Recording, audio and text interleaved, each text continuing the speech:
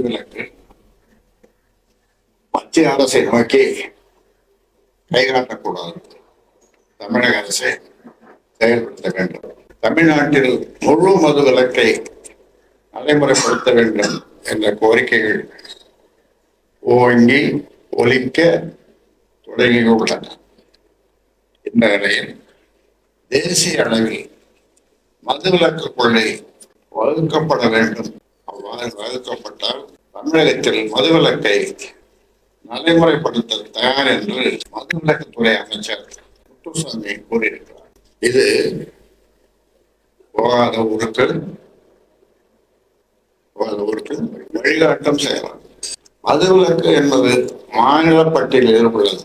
மதுக்கடைகளை திறப்பது, மூடுவது, மது ஆலைகளை திறப்பது, மூடுவது உள்ளிட்ட அனைத்து அதிகாரங்களும் மாநில அரசுகளுக்கு வழங்கப்பட்டுள்ள நிலையில் மாநில அரசுதான் மதுவிலக்கை நடைமுறைப்படுத்த வேண்டும். தேசிய அளவில் மதுவிலக்கை கொண்டு வர வேண்டும் என்பது மக்களை ஏமாற்றும் செயல். தமிழ்நாட்டில் ஒரே நாளில்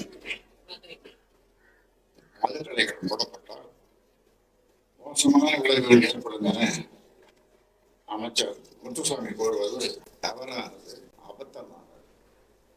அனைத்து ஆரம்ப சுகாதார நிலையங்களிலும் போதை மீட்பு மையங்களை அமைத்தல், கள்ளச்சாராயத்தை தடுக்க தனிப்படைகளை அமைத்தல் ஆகிய நடவடிக்கைகளின் மூலம் தமிழக அரசு நினைத்தால் அடுத்த வாரத்திலிருந்து கூட மதுவிலக்கை நடைமுறைப்படுத்த முடியும்.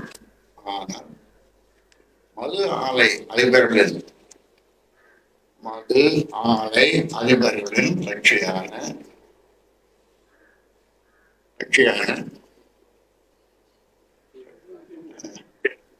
திமுகவுக்கு மது விலக்கை கொண்டு வருவதில் விருப்பம் இல்லை. அதனால்தான் இத்தகைய கருத்துக்களை கூறி வருகிறது. மதுவுக்கு எதிரான பாட்டாளி மக்கள் கட்சியின் போராட்டம் தொடரும்.